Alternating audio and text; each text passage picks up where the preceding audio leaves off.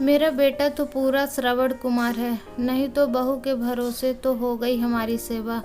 माँ जी की ये बातें आज सुधा के दिमाग में घूम रही थी। रसोई में काम करते करते सुधा का ध्यान बरबस इसी बात पर जा रहा था। आखिर कैसे उसके इतने दिन की सेवा को एक पल में ही नकार दिया गया। हुआ यूं कि सुबह सुबह मौसा जी का आना हुआ।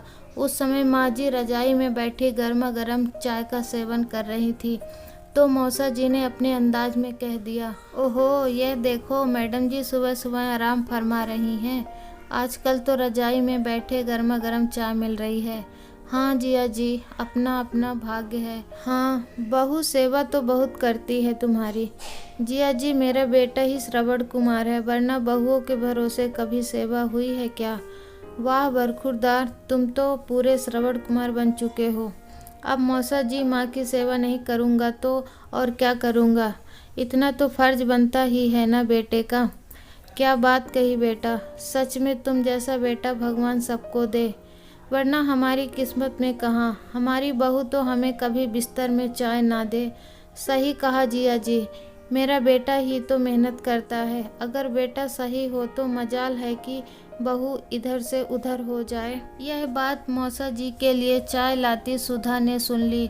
तब से बस यही बात उसके दिमाग में घूमे जा रही थी, किस तरह से दोनों माँ बेटे ने उसकी सेवा को एक सिरे से नकार दिया, जबकि इन श्रवण कुमार जी को तो यह भी नहीं पता होता कि कौन सा सामान कहाँ रखा है। माँ को कब किस समय दवाई चाहिए होती है, किस समय खाना चाहिए होता है, उनके कपड़े कहाँ रखे हैं, सारा काम तो सुधा करती है।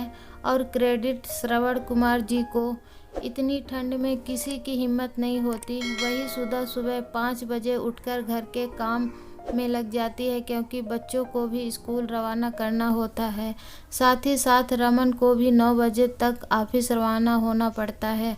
पर फिर भी काफ़ी कुछ तैयारी कर लेने के बाद ही इन लोगों को 7 बजे तक जगाती। ठंड के मौसम में तो पूजा पाठ की जिम्मेदारी भी सुधा की ही होती, क्योंकि इतनी पूजा पाठी सासू माँ ठंड के मौसम में अक्सर बीमार ही रहती या फिर लेट नहाती। सबको गर्मा गर्म खिलाने के चक्कर में खुद ठंडा खाना खाती। घर का सारा काम भी खुद अपने हाथों से करती, क्योंकि इतनी भी बेहतर स्थिति नहीं है कि नौकर रख सके।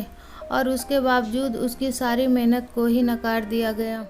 शाम तक होते होते सुधा से बर्दाश्त से बाहर होता जा रहा था। उसने अब इस बारे में बात करने की ही सोची। शाम को जब रमन घर वापस आया तो सुधा ने सबको चाय नाश्ता सर्व किया और किचन में आ गई। और दिन तो सुधा खुद उन लोगों के साथ बैठकर चाय पी रही होती थी, लेकिन आज वह किचन में थी। उसके पीछे पीछे रमन भी किचन में आ गया। अरे तुम चाय नहीं पी रही हो क्या। नहीं मैं खाना बना रही हूँ, बस रोटियाँ सेकना बाकी है। रोटियाँ तो तुम बाद में सेकती हो ना, अभी से क्यों सेक रही हो, ये तो ठंडी हो जाएंगी। फिर माँ ठंडी रोटियाँ कैसे खा पाएंगी। अच्छा वैसे मैं बता दूं कि यह रोटियां मैं मेरे और अपने दोनों बच्चे के लिए सेक रही हूँ। अपनी माँ के लिए तो रोटियां श्रवण कुमार ही सेकेगा, है ना। ओह तो ये बात है। मैडम को बुरा लगा है कि उनके पति की तारीफ हुई। नहीं, मुझे इस बात का बुरा नहीं लगा कि तुम्हारी तारीफ हुई है। मुझे इस बात का बुरा लगा है कि मेरी सेवा को एक सिरे से नकार दिया गया है। तो इसमें गलत क्या है। मैं मेहनत करता हूँ, तुम्हें हर चीज़ मुहैया कराता हूँ, तो ही तो तुम करती हो। कैसी बात कर रहे हैं आप। सिर्फ कमाने और पैसे देने से सेवा होती है तो आपके मौसा जी को सबसे ज़्यादा खुश होना चाहिए था। आखिर उनके बेटे बहू तो काफ़ी अच्छा कमा रहे हैं। तो तुम्हें परेशानी है कि मैं अपनी माँ का श्रवण कुमार हूँ। नहीं, मुझे कोई परेशानी नहीं आपसे। आपको श्रवण कुमार बनना है बिल्कुल बनिए, पर अपने दम पर, बीवी के दम पर नहीं। बीवी के दम पर श्रवण कुमार बने बैठे हो और इस चीज़ का गुरूर तक पाल रखा है। इतने में बाहर से माँ जी ने आवाज़ लगाई, सुधा जरा मेरी दवाई तो आकर देना। जाइए, माँ जी बुला रही हैं, जाकर उन्हें दवाइयाँ दीजिए। सुधा ने रमन की तरफ देखकर कहा, हाँ दे सकता हूँ मैं। बोलते हुए रमन पैर पटकते हुए बाहर निकल गया। थोड़ी देर बाद माँ जी की आवाज़ आई, अरे तू ये पूरी दवाइयों का डिब्बा क्यों उठा कर ले आया?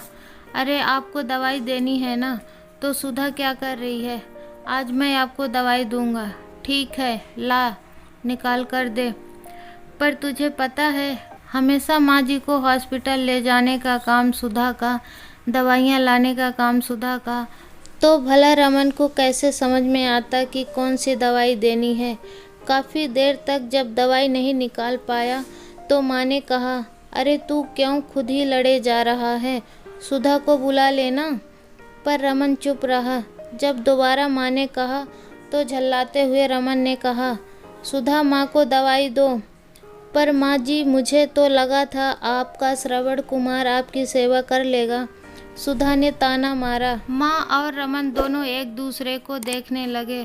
सुधा ने आकर माँ जी को उनकी दवाई दी और अपने काम में लग गई। रमन सुधा के पास किचन में आया और कहा, सुधा माफ़ कर दो, मुझे तो यह भी नहीं पता कि मेरी माँ को किस समय किस दवा की ज़रूरत होती है और खुद को श्रवण कुमार कहलाना पसंद करता हूँ। पर फिर भी तुमने माँ से कोई शिकायत नहीं की। कोई और होती तो अब तक लड़ झगड़ चुकी होती। कोई बात नहीं, बस इतना चाहती हूँ कि मैं जो काम करती हूँ उसका भी सम्मान हो और कुछ नहीं। भले ही बेटे श्रवण कुमार बने पर बहुओं को भी सम्मान दो। दोस्तों, आपसे रिक्वेस्ट है कि अभी तक आपने हमारे चैनल को सब्सक्राइब नहीं किया है तो प्लीज़ सब्सक्राइब कर दीजिए, बेल आइकन प्रेस कर दीजिए ताकि हर नोटिफिकेशन आपको मिले सबसे पहले। वीडियो लाइक कर दीजिए। अब मिलेंगे नई कहानी के साथ, तब तक के लिए जय हिंद।